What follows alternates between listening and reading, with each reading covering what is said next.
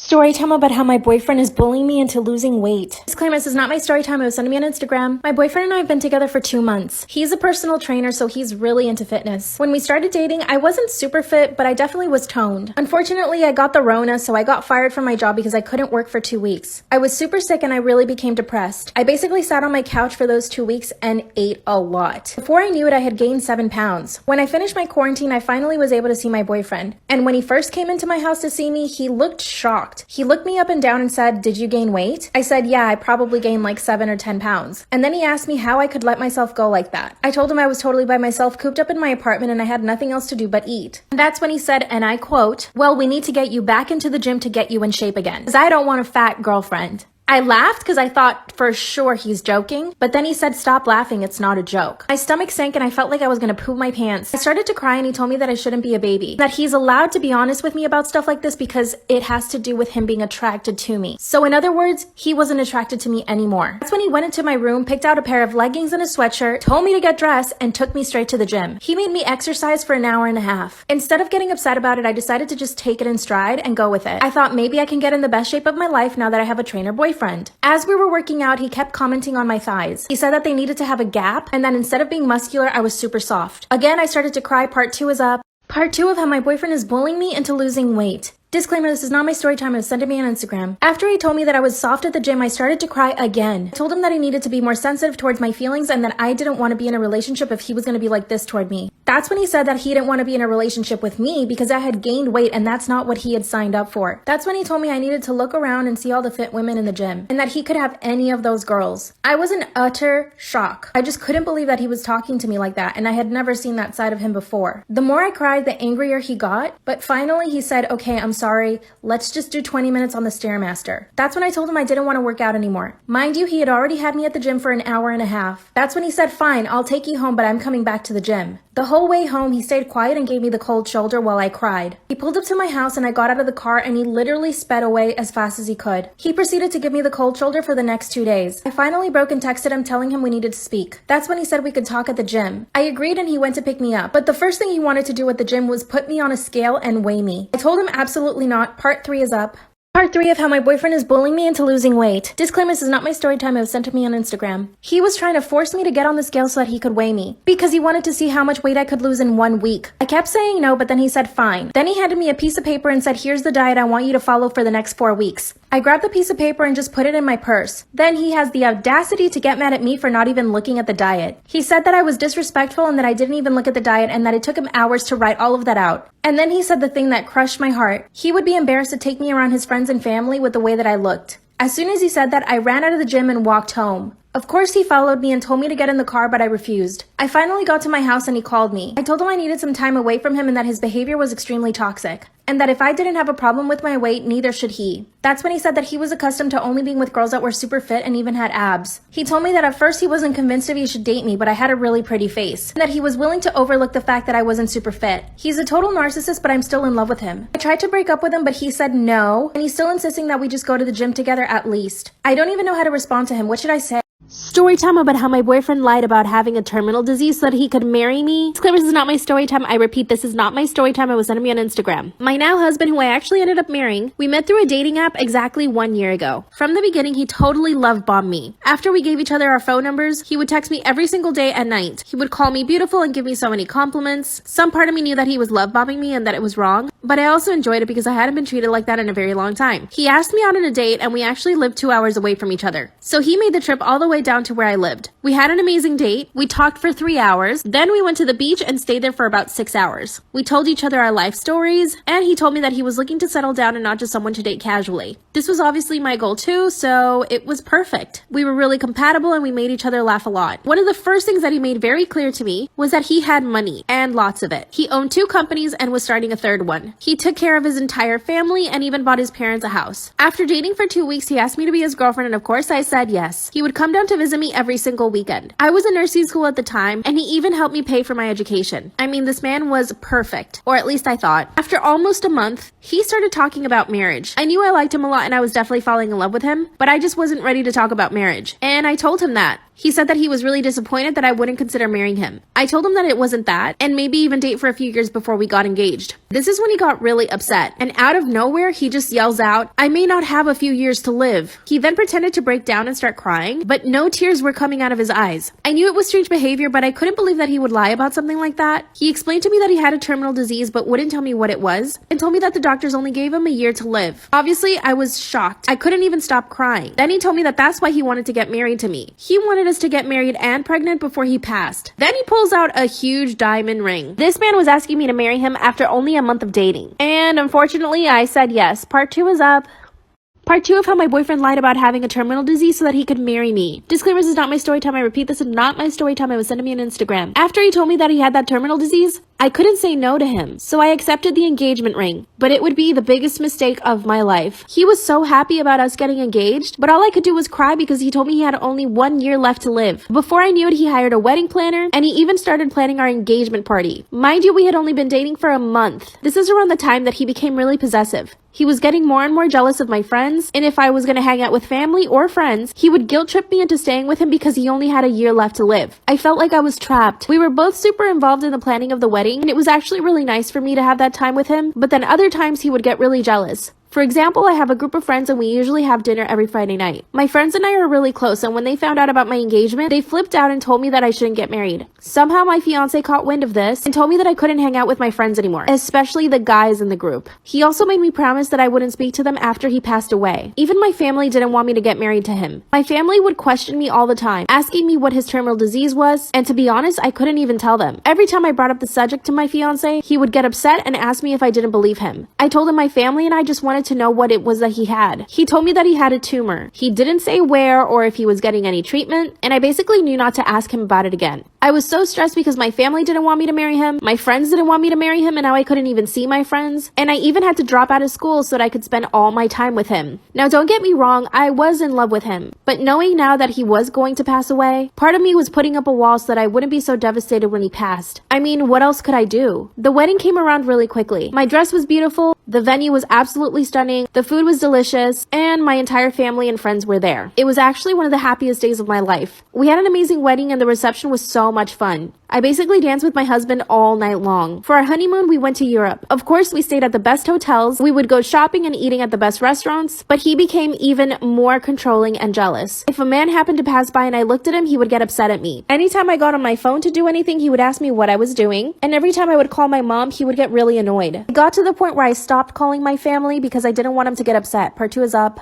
Part 3 of how my boyfriend lied about having a terminal disease so that he could marry me. Disclaimer, this is not my story time. It was sent to me on Instagram. During the honeymoon, he became more and more jealous. So finally, when we got back home, I asked him about his disease. He never looked or acted sick. He never went to the doctor or even took any medication. The more I would ask about his terminal disease, the angrier he would get. Finally, one day I told him that I didn't believe him. That's when he locked me in our bedroom for 2 hours. He sat outside the door and told me the truth. He knew that I was too good for him and that I would never marry him, so he knew he had to make up a lie to actually marry me. And that a terminal disease was the first thing that came to mind. He knew I was studying to be a nurse and that I would fall hard for that. I told my family and friends. They said they knew that something was off with him. He keeps apologizing and wants us to stay together. He pays for everything and I have absolutely zero money and no job. But he's still controlling. I feel bad for him and I can tell that he really loves me. I think I should ask for a separation. What do you guys think? What should I do?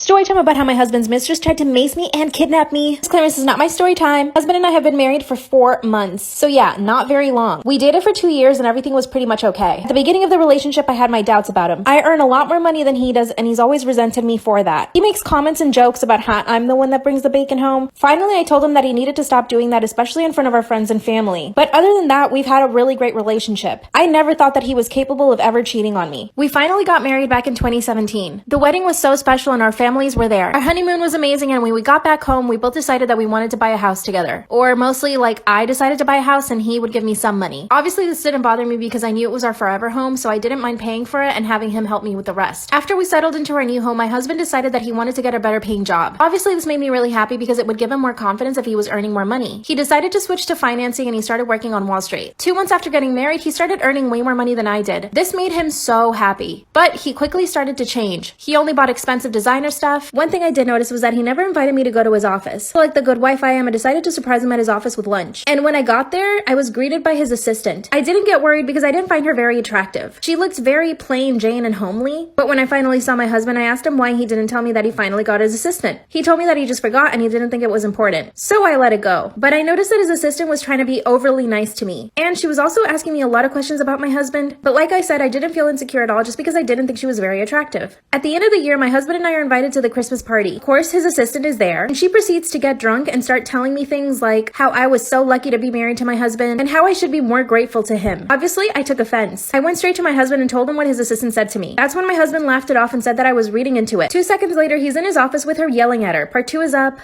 Part 2 of how my husband's mistress tried to mace me and kidnap me. Disclaimer, this is not my story time. That's when I catch my husband yelling at his assistant. All I could make out was that he was telling her to keep her mouth shut when she was around me. Obviously, these were all red flags. I decided not to say anything for the rest of the night, but his assistant kept drinking the entire night. That's when my husband pulled her aside and told her to go home. She started crying and she tried to hold his hand. And that's when I knew it. They were having an affair. Mind you, I didn't suspect anything. I just thought she wasn't very pretty. She was very plain Jane. I didn't think that my husband would ever find her attractive. After she left the party, I decided to pull my husband aside and ask him what was going on. I asked him if he was having an affair with her, and he told me the truth. He said yes. Obviously, this was really heartbreaking. We hadn't been married long. That's when he told me that he wanted independence from me because I was the one that paid for everything, and that he wanted to feel like a man, and that because I earned more money and paid for everything, he felt less of a man. Wow, great excuse. He promised to break things off because he had no feelings for her, and that he actually felt bad for using her because she was falling in love with him. I told him that he needed to fire her right away. The following day, he fired her. But she shows up at our doorstep. But of course, my husband wasn't home. As soon as I open the door and see that it's her, she pulls out pepper spray and sprays me in the face. I fall to the floor and she grabs me by my ankles and drags me to her car. She was like scary strong. She opened up her trunk door and actually tried to pull me inside, but she couldn't lift me. Luckily, one of my neighbors was there and started yelling at her to leave me alone. That's when she got in her car and drove off. The police pulled her over 2 miles away. In her car, she had a shovel and an axe. She told the cops that she was planning on aliving me so that she could stay with my stupid husband. She went to jail and my husband and I are still together. Should I get a divorce? I don't.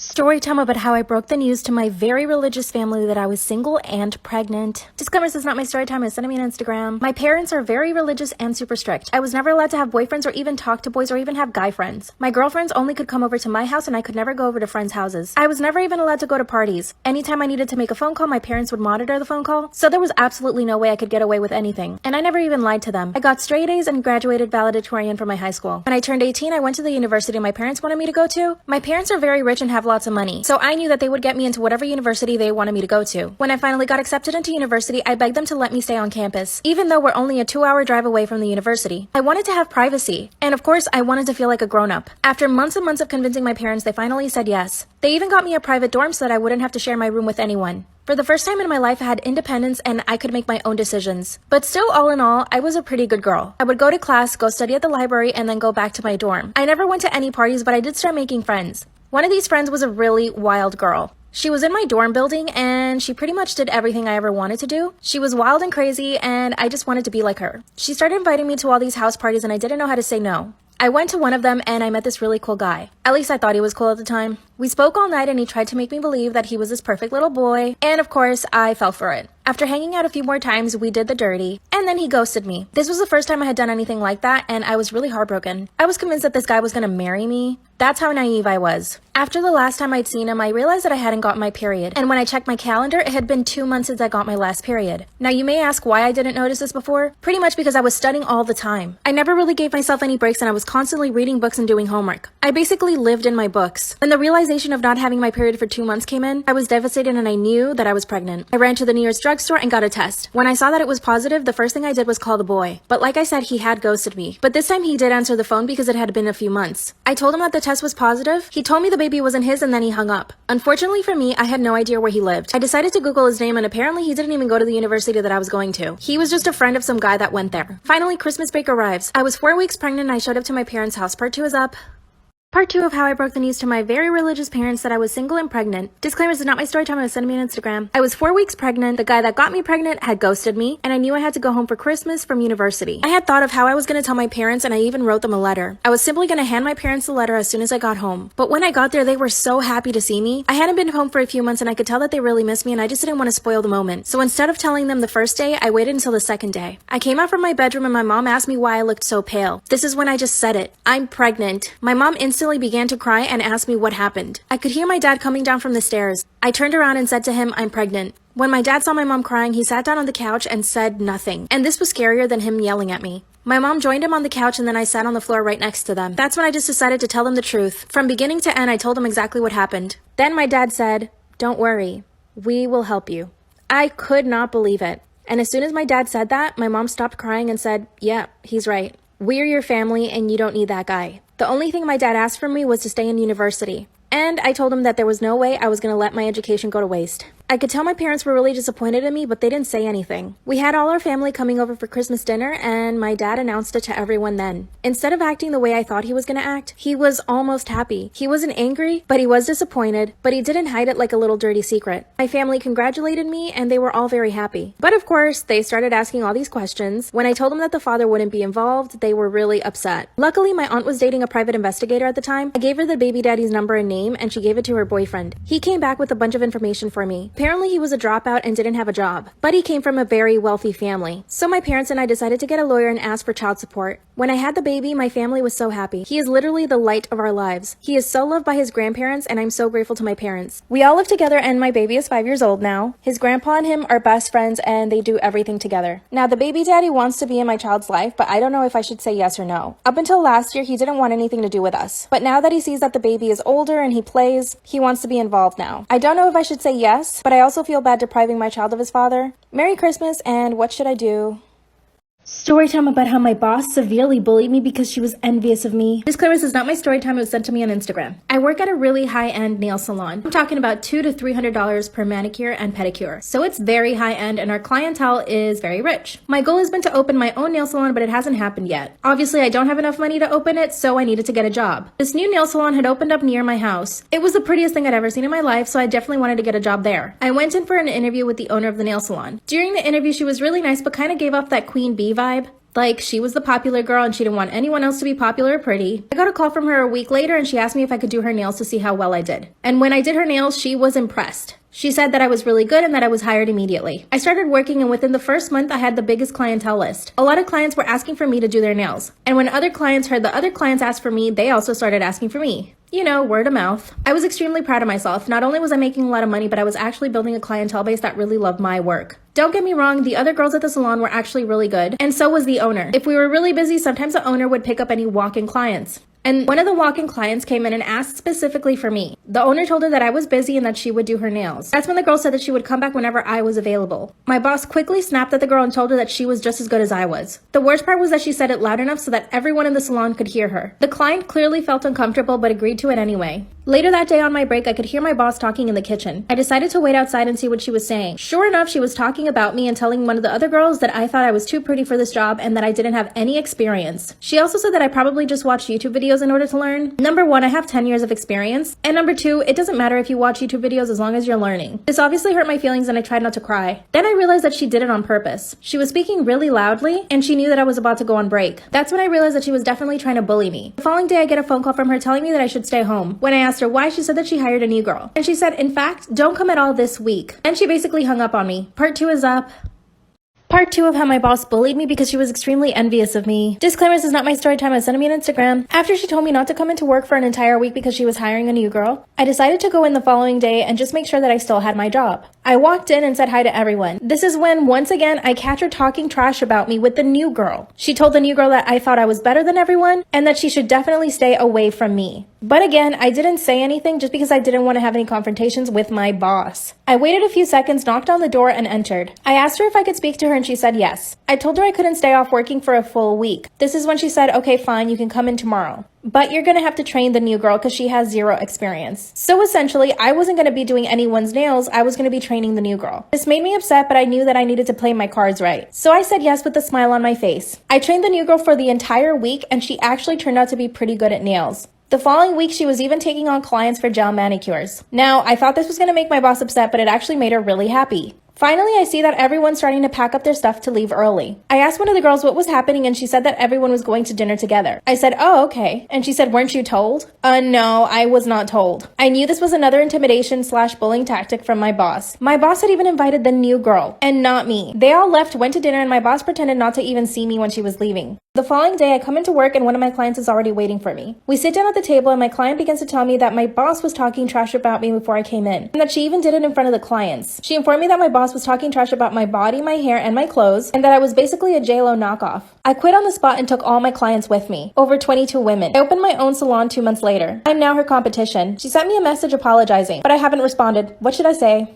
Story time about how 2 men tried to kidnap me after work. Disclaimer, this is not my story time. I sent me on Instagram. I just turned 19 years old and I've been working at a coffee shop for 6 months. Unfortunately, sometimes I have to close the coffee shop all by myself, but it didn't really ever bother me until now. My parents, on the other hand, really don't like for me to close the coffee shop by myself, which of course makes total sense. At first I thought they were just overreacting, but they weren't. My parents would usually pick me up after my closing shift, but they would always arrive 15 minutes before I actually had to lock up just to make sure that I got out safely. 2 weeks ago, my dad had to go on a business trip, so my mom was the one that was going to have to go pick me up by herself. A few hours before closing time, my mom texted me saying that unfortunately the car wasn't turning on. She told me that she would call AAA, but I told her not to worry and that I would just get an Uber home. She kept fighting me on it, but I managed to convince her to just stay home. I kept my mom in the loop the entire night about the closing shift, and finally I called my Uber. The Uber was 10 minutes away, so I just waited inside until I saw them pull up. As I was gathering my things and putting on a jacket, I hear a knock at the door. When I turn around to look, it's a guy in a suit. He begs for me to let him in so that he could get a coffee. I apologized and said that we were closed for the night but that he could come back in the morning. Then he started begging more and more. I actually felt really bad for him because he looked like he was freezing, so I decided to open the door and let him in quickly. He ordered an espresso and I quickly made it. I handed it to him, he paid really quickly and told me he was on his way out. Suddenly, another guy walks in through the door because I forgot to lock it behind me. And when the other guy walks in, the first guy told him to go straight to the cash register. Instantly, I knew that I was being robbed. But the guy with the suit was definitely the mastermind behind everything. He told me to sit down and that as long as I didn't do anything, he wouldn't hurt me. But I remembered I had the Uber still on the way. But it's not like I could pull out my phone to check if it was near. There was a panic button underneath the counter under the register, but I was sitting 2 tables away from it. Suddenly, I feel something in the back of my neck. The guy that had just been at the cash register comes up behind me and starts blowing on my neck. He started saying how pretty I was and that I looked way better in person than in picture. The guy in the suit chuckled and said, yeah, she is pretty in person. Suddenly, he grabs me by my arm and tells me that I'm leaving with them. I begged and begged for them not to. That's when I remembered my dad gave me a tip in case someone was ever trying to pick me up. I threw myself to the ground and acted as dead weight. It made it really hard for the one guy to pick me up. Luckily, I could reach over and hold onto a pole that was right near the register, and I held onto it as tight as I could. We struggled for about 30 seconds. Suddenly, the other guy comes in front of me, bites my hands down so that I could let go of the pole. Instead, I kept holding on tight.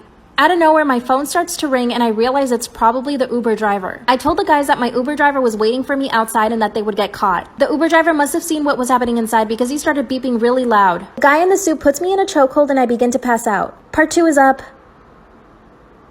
Part 2 of how 2 men tried to kidnap me after work. Disclaimers are not my story time. I sent me on Instagram. The man in the suit had me in a chokehold, but I could hear the Uber driver beeping as loud as he could outside. He had already seen what was happening to me and probably already called the cops. The man in the suit dragged my body towards the back exit. His partner had already left. This is when I saw my opportunity. I knew where all the pans and pots and knives were. I reached for a pot and I hit him as hard as I could. But unlike how it happens in the movies, he did not pass out. Instead, this made him angrier, but it gave me a second to run towards the front of the store. As soon as I did that, I could hear the police sirens pulling up toward the front of the store. This made the man in the suit back away from me. I ran to the cops and I was safe. Unfortunately, the 2 men haven't been found, and I was interrogated for hours. My dad came home from the trip, but now I'm terrified that these guys know where I live. Also, what picture was he talking about? The police think that they had been stalking me for weeks, if not months. I'm terrified and I don't know what to do. Help me. Story time about how my parents caught me selling my undies online. Disclaimer, this is not my story time. I'm sending me on Instagram. I'm extremely spoiled. My family is extremely rich. This allows me to buy whatever I want. The problem is my dad caught me sneaking out of my window, so he grounded me for 2 months and took away my allowance. And my allowance is a lot.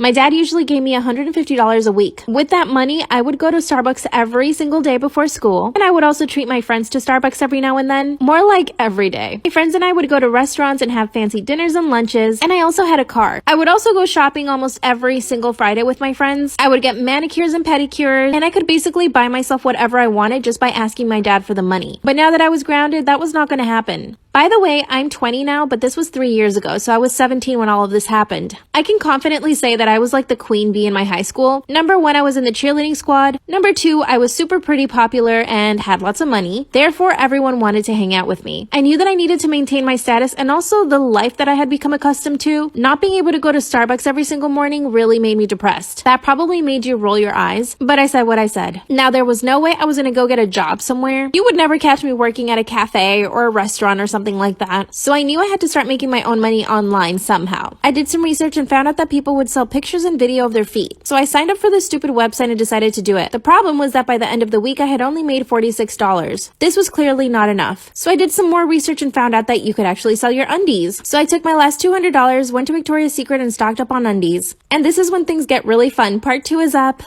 Part 2 of how my parents caught me selling my undies online. Disclaimer, this is not my story time. I sent me on Instagram. So I took my last $200, went to Victoria's Secret and stocked up on undies. I signed up to this website and within a week I had about 80 orders. So that means in 1 week I sold $2,000 worth of my own underwear. This is when I realized that I could charge way more than I had been. So I doubled the price and the following week I made $4,000. So here's the first mistake I made. I decided to tell my girlfriends about it and they decided to sign up and start selling their own undies. After a month, all of my friends and I were selling our undies, and we were all making bank. This also meant that we were spending lots of money. I started buying designer handbags and shoes. One of my friends even put a down payment to a car, and her parents started asking her tons of questions. And so did mine. Part 3 is up.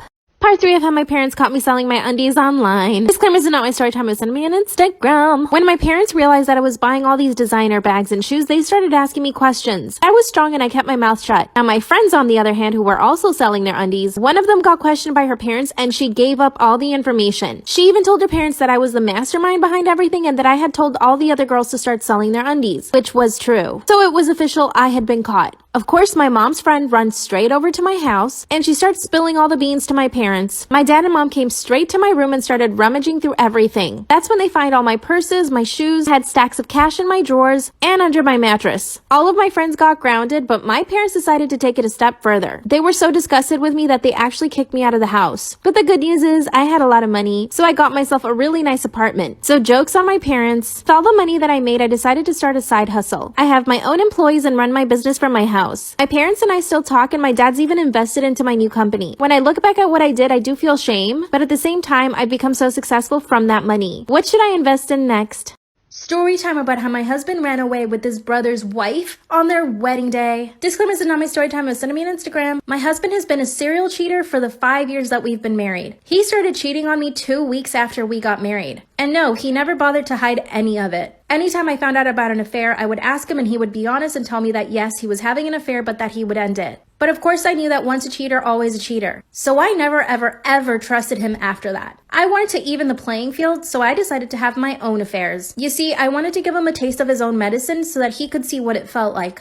And he actually got psychotic when he found out that I cheated on him the first time. He even locked me in a room for 5 hours and questioned me. I told him that if he was going to cheat on me, then I was definitely going to cheat on him too. I know that this is incredibly toxic, but it was the only thing that I could think of to make him change his ways. That's when he finally decided that he would try to stay faithful to me for as long as he possibly could. But what do you know, 2 weeks later, he was already cheating on me again. He had a really rowdy group of friends and they would always go out to bars, so this is how he met these women. Of course, he'd tell them that he was single and these girls had no idea that he was married. So it's not like I could get mad at them. My husband is close to his brother and they would always hang out. When his brother got engaged and he met his fiance, I could tell that my husband was eyeing her from head to toe. That's when I told him that he needed to stay away from her, not only for me, but for his brother. And he swore that he would never ever do that to his own brother. But he could definitely do it to his wife, of course. We would see his brother and his fiance all the time. We would have dinners together, and that's when I started noticing that she was also staring at my husband. I would catch them constantly looking at each other. Eventually, I told my husband's brother, my brother-in-law, about the concerns I had of his fiance with my husband.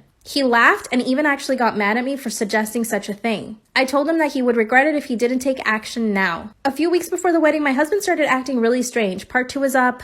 Part 2 of how my husband ran away with his brother's wife on their wedding day. Disclaimer, this is not my story time. I sent me on Instagram. I noticed my husband was acting really strange before the wedding. He started going out every single night. He wouldn't tell me where he would go and he would leave his phone in the house. Sometimes he'd come back the following morning. A few days before the wedding, I decided to confront him about it. I knew that I didn't want to stress him out before the wedding, but at the same time, I couldn't live like this. I had this worried, sick feeling in my stomach every single night and I would barely sleep knowing that he was out doing God knows what. When I asked him what was going on, he told me that I was overreacting overreacting and that he was just playing poker with his friends at his friend's house. I told him to call his friend on speaker so that he could confirm his story. That's when he threw a tantrum. He started slamming doors and cabinets in the kitchen, telling me that I was overreacting and that I needed to let him live his life. And he even mentioned divorce for the first time ever. He said he didn't want to be tied down to such a jealous woman. That's when I broke. I literally pulled out a list of all the women that he had cheated on me, the ones that I knew of. And I told him that he had broken my heart over 10 times that I knew of. And that I knew he would never stop and that the only thing that was fair for me was to at least have him be honest. That's when he hugged me and started to cry. And that was the first time I had seen him show any emotion towards my pain. He began to apologize and told me that he never meant to hurt me that way.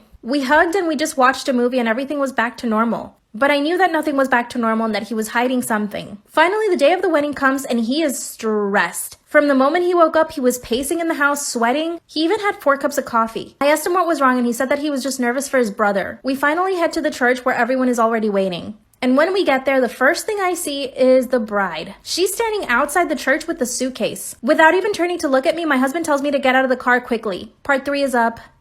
Part 3 of how my husband ran away with his brother's wife on their wedding day. Disclaimer, this is not my story time. It's sent me on Instagram. Without looking at me, my husband tells me to get out of the car as fast as I can. I asked him what was going on and he opened the door and pushed me out. That's when the bride jumps into the car with her suitcase and her wedding dress. And he drove off as fast as he could. I kept yelling at the top of my lungs. Of course, the entire family runs out of the church to see what's happening. That's when my mother-in-law told me that the wedding had already happened, but we had arrived late. And that right after they were married, the bride took the groom aside and told her that she didn't want to be with him. Of course, he got really upset and they got into a full blown-out fight in front of everyone. When he asked her where she was going, she said she had a ride prepared. She grabbed her suitcase and apparently walked out, and that's when my husband and I pulled up. The groom and I were absolutely devastated. I kept calling my husband and he kept calling his wife. But of course, they both ignored us. My parents-in-law were so upset that they even called the police to report his car stolen. This was in the hopes that they would at least find their car. But unfortunately, nobody found the car on the streets. This led us to believe that they were probably hauled up at some hotel. This is when I remembered that my husband really liked this one hotel that was by his job. He always told me that he would go there for drinks with his friends. So my family-in-law and I show up. And as soon as we get to the hotel, I see my husband and his now girlfriend having lunch in the restaurant at the hotel. Of course, we confronted them. We were all yelling at the top of our lungs and the hotel kicked us out. Finally, my father-in-law was able to talk some sense into my husband and make him realize what he had done. Not only had he ruined our marriage, but his brother's future as well. His brother was beside himself, so depressed and kept crying. And my mother-in-law had to take a sedative in order to calm down. My husband came to his senses and told his girlfriend that what they did was wrong. He looked at me and begged me for forgiveness, but of course, I didn't speak a word to him. My now sister-in-law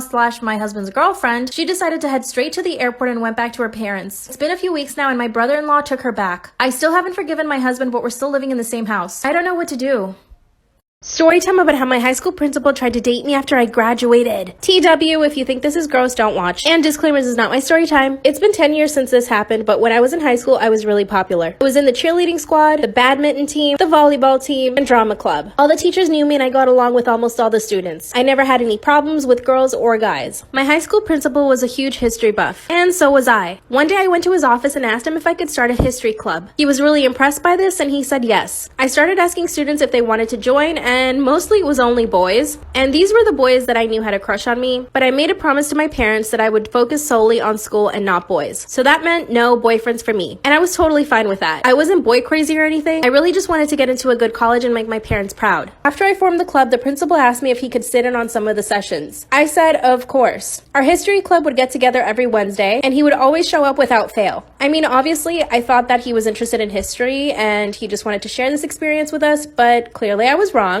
After a few weeks, things were getting a little strange. When it was my turn to read, I would always notice him staring at me. And he also brought up the fact that there were only boys in the club. I explained to him that they probably just had a crush on me and that at least it was a way to get them into the club. He told me I needed to find girls because I was too much of a distraction for the boys. But the way that he said it just sounded like he was really jealous. I did my best to get girls in the club, but literally nobody wanted to join. After a few days, I realized that maybe the best thing for me was just to cancel the club. I was already in so many other clubs and I didn't want to sacrifice my grades. I basically told the guys that we weren't going to have the club anymore, and they all said that was totally fine. But when I told the principal, he flipped out. He started yelling at me and told me that if I didn't keep the club going, that I would never make it in life.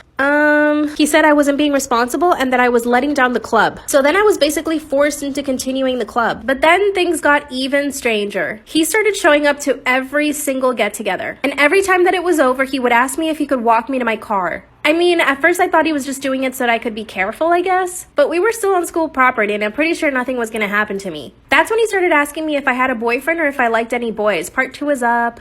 Part 2 of how my high school principal tried to date me after I graduated. Trigger warning, if you find this subject gross, please don't watch. And disclaimer, this is not my story time. That's when my principal started asking me if I was dating any boys or if I had any crushes on boys. I obviously felt very uncomfortable when he asked me this, so I simply answered no. Then he told me that I could be honest with him. That's when I told him that I made my parents a promise because I was so close to graduating high school and avoid any distractions like boys. That's when he said that I was an amazing woman and that he wished more of the female students were like me. I quickly got in my car and went home. By the way, I was 2 months away from graduating from high school. Now this is when things start to get really weird. I started seeing him around everywhere in school. Our school was pretty big, but I kept bumping into him everywhere. Every time I would see him, he would be like, "Ho ho, are you stalking me?" I would laugh it off and continue walking. One day after history club, he asked me to come to his office with him. He said that he had a surprise for me. He took me to his office and gave me a book on history. I thanked him and tried to leave as quickly as possible, but then he said, "Don't you like it?" So I stood there having to pretend that I was happy that he gave me this book,